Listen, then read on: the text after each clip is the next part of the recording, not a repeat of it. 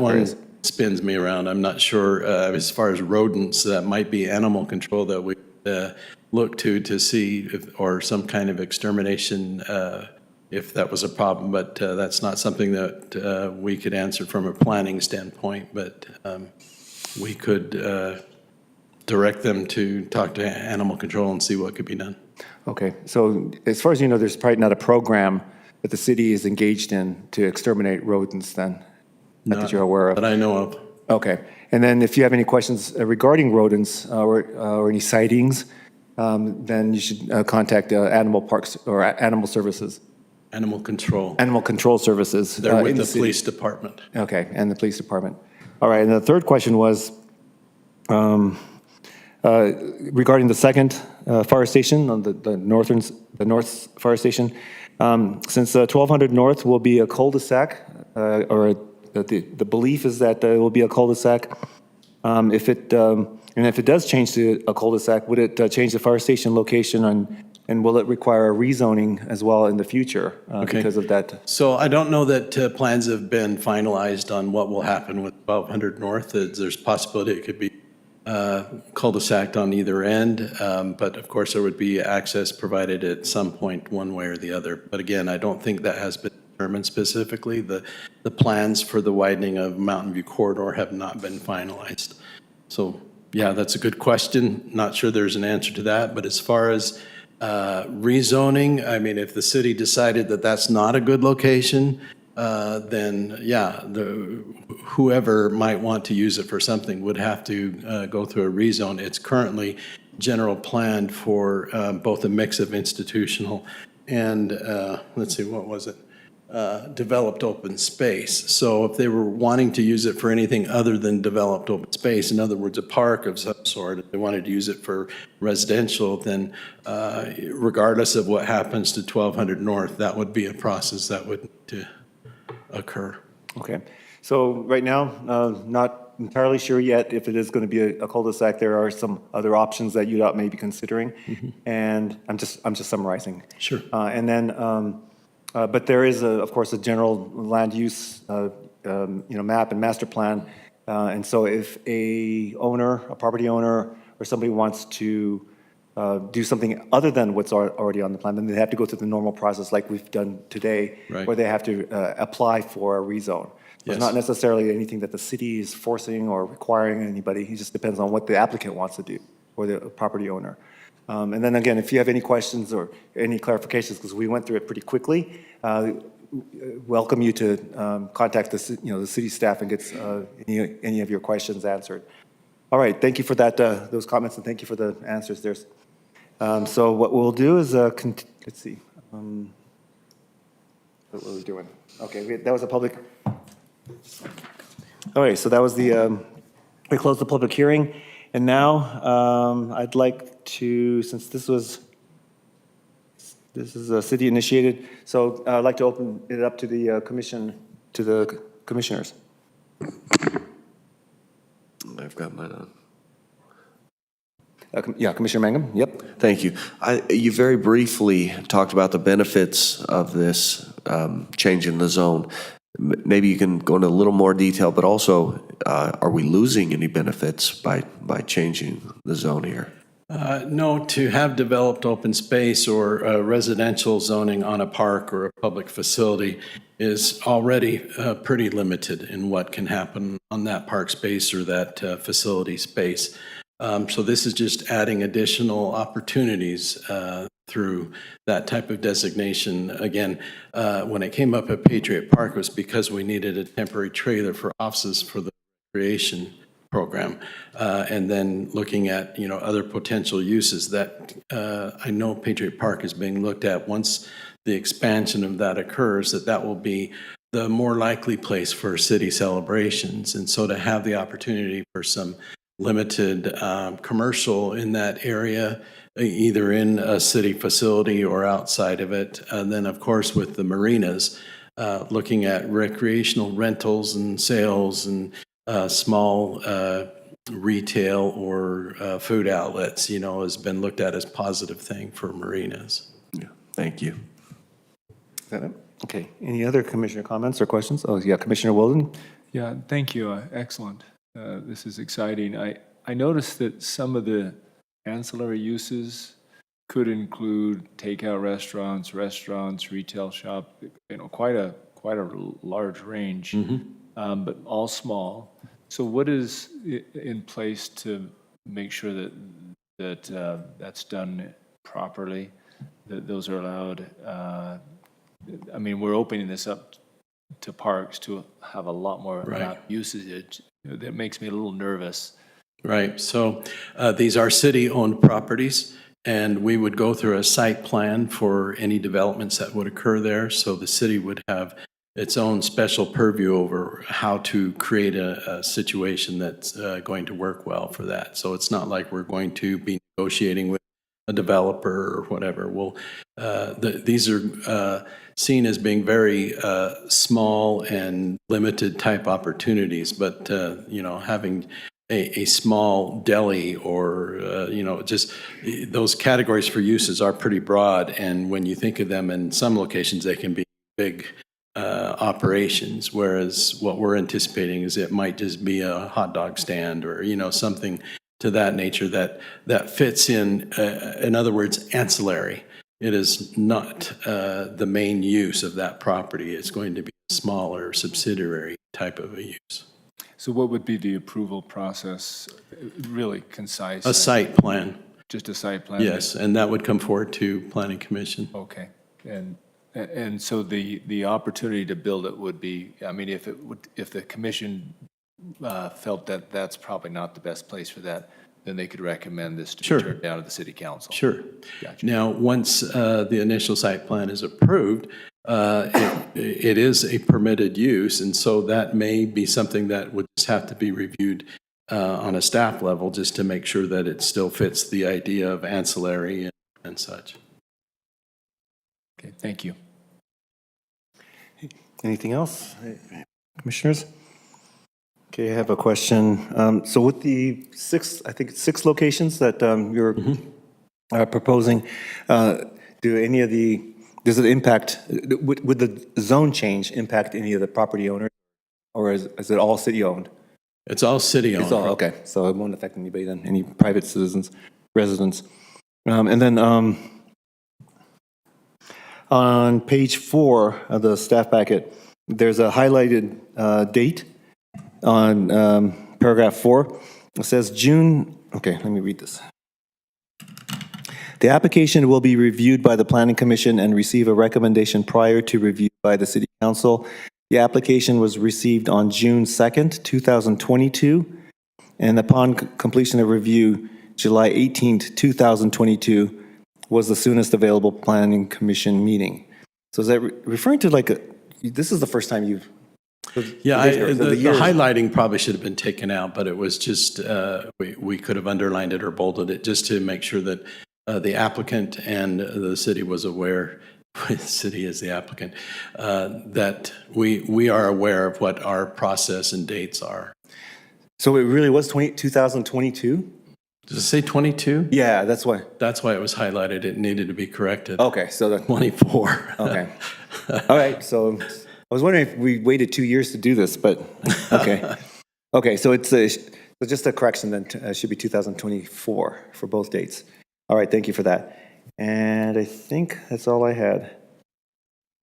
Okay, so if we have no other questions or comments, then I entertain a motion. Oh, sorry. Commissioner Mann? I move that the Planning Commission forward a recommendation for approval of the proposed general plan amendments and rezones of various city-owned properties as shown in Exhibit 1 to Institutional Civic with the findings and conditions in the staff report. Okay, we have a motion. Do we have a second? I'll second that. Commissioner Wilden seconds it. Any questions to the motion? All those in favor? Aye.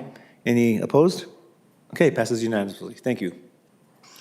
All right, so I think let's continue and finish up the last one then. Okay.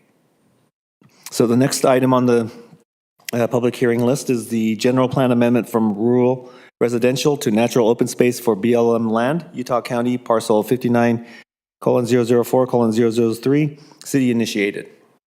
Yes, okay.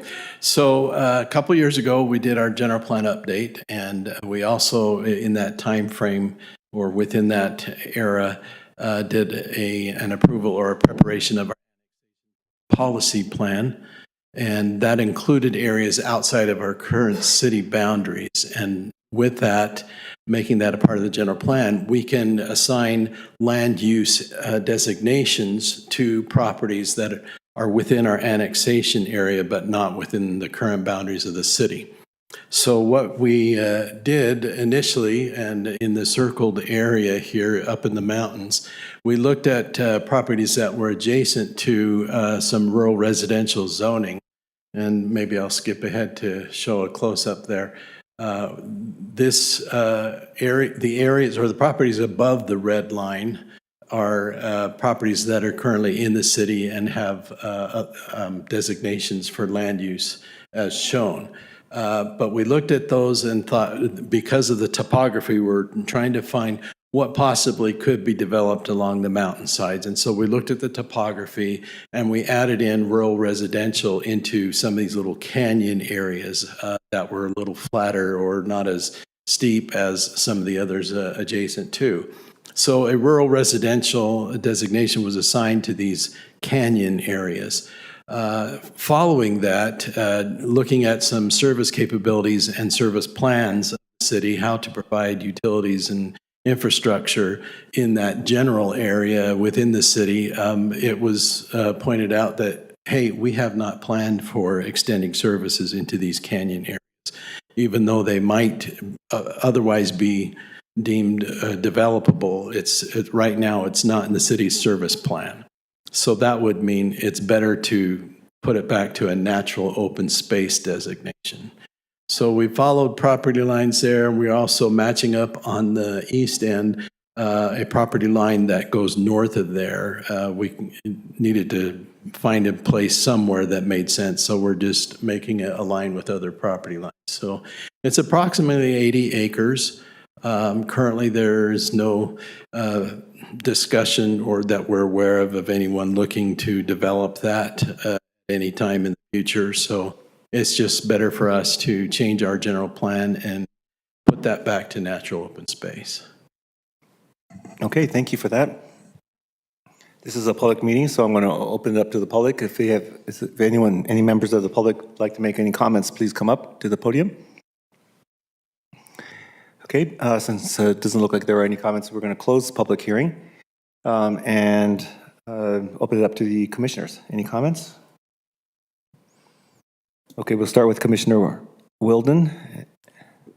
Could you, I appreciate that, you're great at teaching us. Could you just teach us what impact does that have on the landowners in the future? Does that change their values? Anything like that? So currently, the landowner is BLM of those specific properties, and they're currently outside of the city boundaries, so there couldn't have been any previous or historical expectation of the adjoining properties to the north to take advantage of that. And again, we haven't heard of any interest expressed. Those are still undeveloped properties immediately adjacent to the. Excellent. Thank you very much. That answers my question. Okay, and then, Commissioner Mann.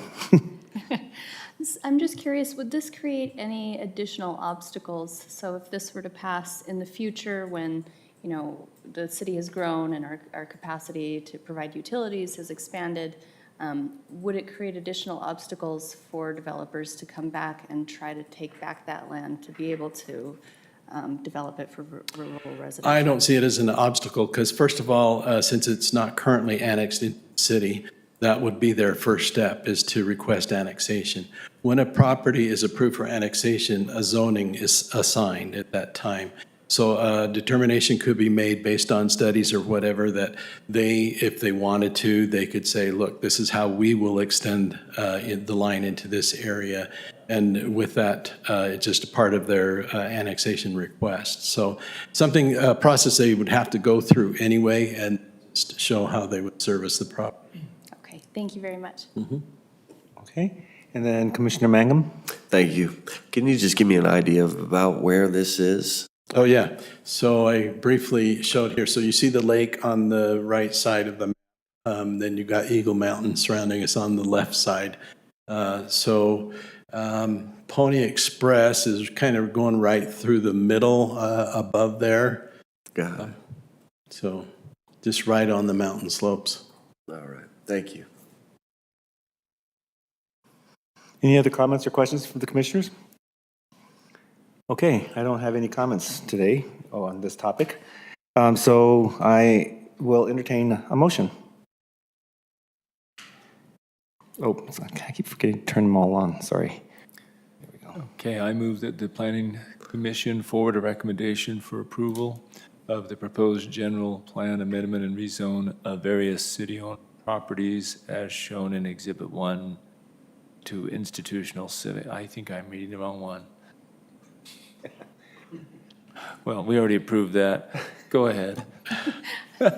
Oh, move sorry, that- I could pull it down if. No, go ahead. I move that the Planning Commission forward a recommendation for approval of the proposed general plan amendment to change the future land use designation on property as identified in Exhibit 1 from rural residential to natural open space with the findings and conditions in the staff report. All right, we have a motion from Commissioner Mann. Do we have a second? I'll second that to try to rebound here. Okay. We have a second from Commissioner Wilden. Any questions to the motion? All those in favor? Aye. Any opposed? All right, the request passes unanimously. Okay, we'll just keep going and finish up. Next on the agenda is commissioners' comments. Would anyone like to make any comments? Any commissioners? Okay, doesn't look Yeah, like, sorry. I mentioned it before, but I really appreciated earlier tonight, you taught us some things and you were kind of teaching us, these are some things to look for. And so I appreciate you doing that. Some of us are new. We even read the wrong things half the time, so. Well, even those of us who aren't new, I learned a lot. All right, any other comments? Oh, good. Oh, sorry. Sorry, I was just gonna say, you can't know everything, and so I'm sure you can instruct me on a lot of. All right, well, thank you for that. Any other comments? Okay, next is the director's report. The last city council meeting that was held was June 4th, and they approved the Jack in the Box site plan. The Jacobs Ranch Marketplace rezone was tabled, and it will come back this coming Tuesday. There were some concerns over the regional commercial zone, and they suggested taking a closer look at the uses allowed there in that particular location. So they'll bring that back next week and revisit that discussion. And then the update to the engineering standards was approved. And your next meeting is, let's see here, I'm getting to the date, June 27th. And at the moment, we have about 5 items. So we'll see how that goes, if we end up with 5 or more, but that's what we've got right now. So Thank you. It's going to be a busy summer. I know, I feel like we're making up for the end of last year, where we had to cancel a few. Now we're having these full agendas. Right. And tonight's was, I guess you said it was the longest agenda, but it wasn't the longest meeting, so that's good. Right. Yeah, I probably skipped a lot of stuff. I know. Well done. Any need for a closed session? No. Okay. Well, I guess if there are no other comments or objections, we'll adjourn.